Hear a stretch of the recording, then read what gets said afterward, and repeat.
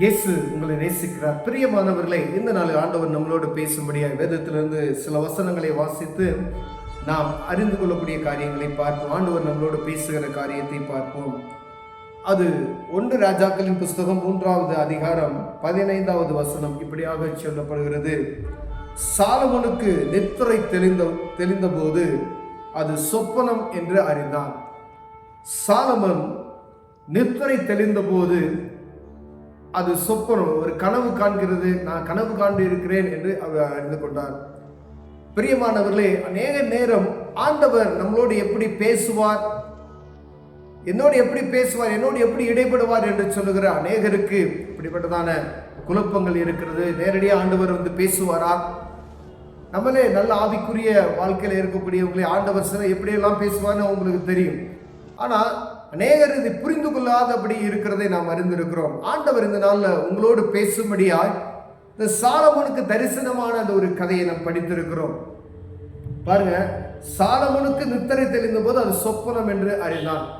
ஆண்டவர் சாலமோனோடு பேசும்படியாய் அவர் கிபியோனிலே கர்த்தர் சொன்ன சாலமோனுக்கு ராத்திரியிலே சொப்பனத்திலே தரிசனமாகி எழுதுறவங்க அப்படி எழுதுறாங்க, நீ விரும்புகிறதை என்னிடத்தில் கேளு. ஆண்டவர் சாலமோன்ட்ட அவருடைய ஆலயம்லாம் கட்டி இந்த மாதிரி எல்லா காரியம் ஆண்டவருக்கு பிரியமான காரியத்தை எல்லாம் செய்து கொண்டு இருக்கிற பொழுது ஆண்டவர் சாலமோன்ட்ட இடைபடுகிறார். அப்ப உனக்கு என்ன வேணும் அப்படின்னு சொல்லி கேட்கிறார். ஆண்டவர் நேரடியாய் ஆண்டவர் கேட்கிற அந்த காரியத்தை அவர் பார்க்கிறார். நேரடியாக ஒரு மனுஷன் பேசுவது போல அவர் உரையாடி கொண்டு இருக்கிறதை பார்க்கிறோம். அதுக்கு சாலமோன் தகப்பனாகிய தாவீது என்னும் அடியான், அந்த இதெல்லாம் நம்ம வாசித்தோம் அப்படின்னு சொன்னா பாருங்க, அதில் நிறைய காரியங்கள் அதை சொல்லியிருக்கிறாரு. இந்த ஜனங்களை ஆளக்கூடிய எனக்கு ஞானத்தை தாங்க அப்படின்னு சொல்லி அதை கேட்பார். அதை நம்ம அறிந்திருக்கிறோம் பிரியமானவர்களே. அப்பொழுது நம்ம அவர் கேட்ட காரியம் சரியா இருந்தது நிமித்தம் அவருக்கு செல்வத்தையும் கொடுத்தார், ஞானத்தையும் கொடுத்தார். அவருக்கு முன்பதான ஞானவான் ஒருவரும் இல்லை, அதுக்கு பின்பதான் ஞானவான் ஒருவனும் இல்லை என்று வேதம் சொல்லுகிறது. செல்வந்தர்களையும் அப்படிப்பட்ட ஆட்களை சொல்லுகிறது. நாம் அறிந்து கொள்ள வேண்டிய காரியம் என்னவென்றால், ஆண்டவர் இன்று என்னோடு எப்படி பேசுவார், ஆண்டவர் பேசுவது சொப்பனத்தில் எப்படி பேசுகிறார் என்பதை நாம் புரிந்து கொள்ளும்படி அநேகருக்கு சொப்பனங்கள்ல தரிசனங்கள் ஆண்டவர் பேசுகிறதை நாம் பார்த்திருக்கிறோம். பிரியமானவர்களே, இந்த நாள்ல ஆண்டவர் சாலமோனோடு பேசினார், அதே போல நம்மளோடு பேசி இருக்கிறாரா என்பதை நாம் உணர்ந்து கொள்ளும்படியாய் அநேகருக்கு பார்த்தீங்கன்னா சொன்னீங்கன்னா சில பேர் மூழ்கி ஞானஸ்தானம் எடுக்காம இருப்பாங்க. இப்போ ஆண்டவர் அவங்களோடு இடைப்படுவார். ஒரு ரட்சிப்பின் அனுபவத்தை பெற்றிருப்பாங்க, பரிசுத்த ஆவியின் அபிஷேகத்தை பெற்றுருவாங்க. ஆனால் ஞானஸ்தானம் எடுக்காதபடி அவங்களுக்கு ஒரு தடை ஏதாவது இருந்து கொண்டே இருக்கிறோம். பாருங்க, கடந்த ஒரு உதாரணத்துக்கு ஒரு சொல்கிற பாருங்க, ஞானஸ்தானம் எடுப்பதற்காக எனக்கு நடந்த ஒரு காரியத்தை பாருங்க. நல்ல ஆவிக்குரிய வாழ்க்கையில் இருக்கும் பொழுது ஊழியத்துக்கெல்லாம் நாங்கள் போவோம், கிராம ஊழியத்துக்கெல்லாம். அப்போ ஒரு சொப்பனத்தை நான் பார்க்கிறேன். ஒரு தண்ணியிலிருந்து நான் மேலே ஏறி வருகிற மாதிரியும், அங்கு மேலே ஏறி மேலே வர முடியாதவர்களுக்கு ஒரு பெரிய சர்ப்பம் வந்து அந்த இடத்துல அப்படியே எனக்கு முன்பதாய் அப்படியே அதை நிற்கிற மாதிரி நான் பார்த்தேன். அப்போ நான் ஒரு பெரிய ஊழியக்காரங்கிட்ட போய், மூத்த ஊழியக்காரங்கிட்ட போய் கேட்கும் பொழுது, நீங்கள் ஞானஸ்தானம் எடுத்துட்டீங்களா அப்படின்னு சொல்லி கேட்டாங்க.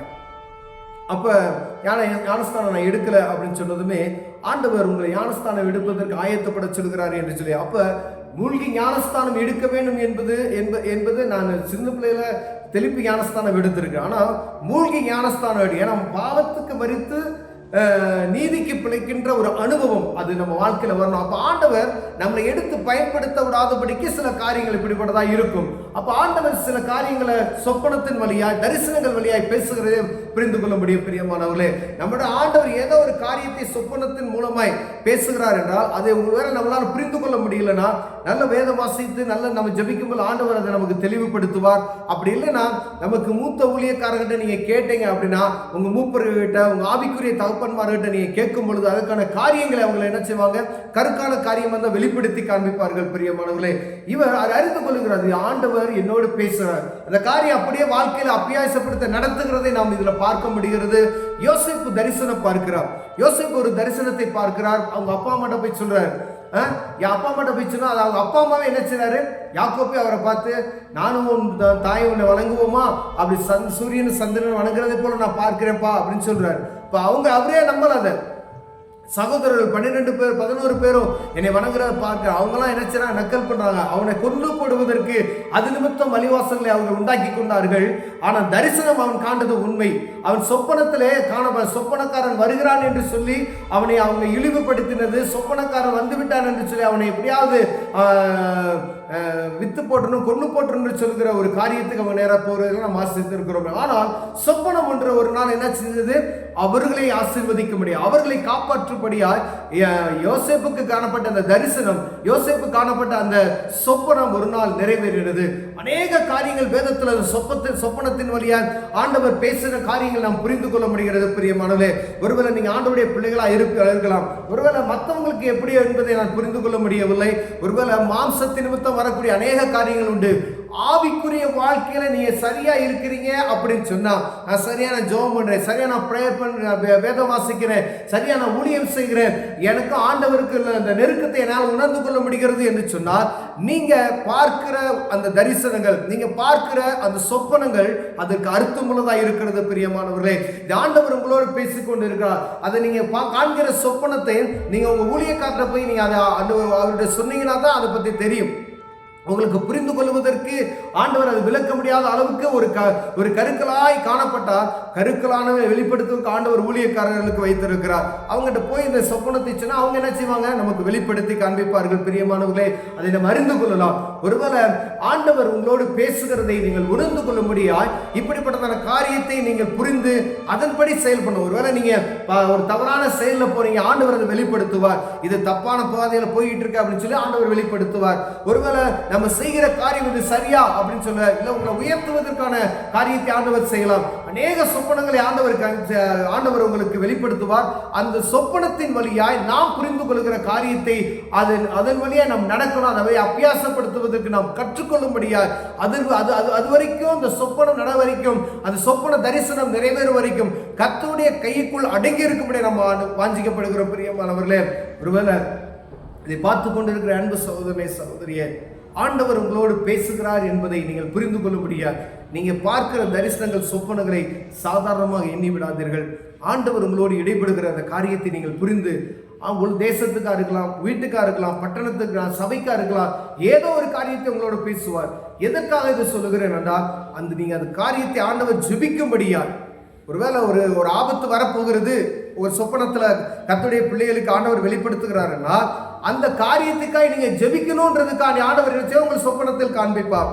அப்ப அதை நீங்க காரியத்தை நீங்க அறிந்து கொண்டாதான் நீங்க அந்த பகுதிக்காக ஜெபிக்கலாம். ஒருவேளை நீங்க இருக்கிற பகுதியில ஒரு நிலச்சரிவு வருகிறது என்ற உதாரணத்துக்கு வைத்துக் கொள்ளுங்க. ஆண்டவர் அதுக்கு முன்புதான் உங்களுக்கு ஒரு சொப்பனத்தை காண்பிக்கிறார். அந்த சொப்பனத்தை நீங்கள் காதுல நீங்க பார்த்து விட்டு அதை அப்படியே மறந்து போய்விட்டு, இல்லை அதை குறித்து எந்த ஒரு அக்கறையற்று இருப்போமே, ஆனால் ஆண்டவர் சமூகத்தில் நம்ம அதுக்கு கணக்கு கொடுக்கணும். ஒருவேளை என்ன தரிசனம் சொல்கிறாரோ, ஆண்டவர் உங்களோட பேசுகிற காரியத்தை நீங்கள் ஜெபிக்கும்படியாய் அதை சொல்லுவார்.